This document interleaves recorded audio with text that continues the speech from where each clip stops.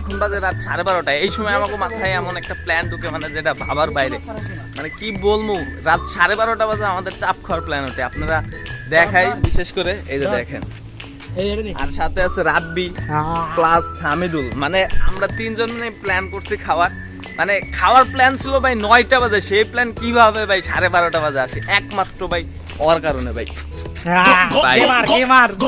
ভাই ওই গেম খেলার কারণে মনে করেন ভাই আমাকে লেট হয়ে গেছে বেশি।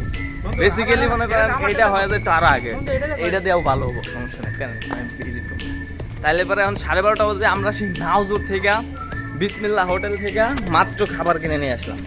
মানে বাবা যে বিষয়টা এখন যায়, মানে ইনস্ট্যান্ট আমরা ভাই ইতিমধ্যে মানে আমাদের স্থানে আমরা চলে এসেছি। এখন খাওয়ার কোনো প্লেস পাচ্ছি না, কি করব? তার জন্য আমাদের পাশে মাঠ আছে, মানে মাঠটা অনেক বড়, তবে রাত 12:30 বাজে। আল্লাহ বাসে যে কি করে আমি বুঝতেছি না, তবে যাই খাইতে যাই আগে, দেখি কি করা যায়। আমরা এখন পর্যন্ত যাচ্ছি আমাদের উদ্দেশ্য। এই যে আর ওই পাশে পুরোটা মাঠ।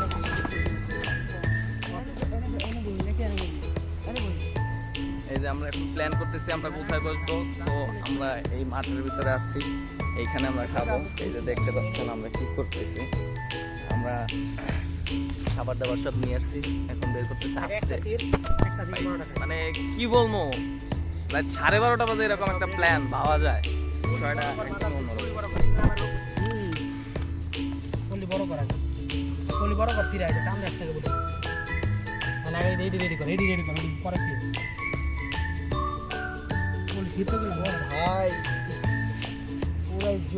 গেমার গাইস আমার কারণে এগুলো লেট হচ্ছে। না, এটা কোনোভাবেই সম্ভব না ভাই, আমার ক্ষুধার কারণে এগুলো লেট হচ্ছে। আমি মনে হয়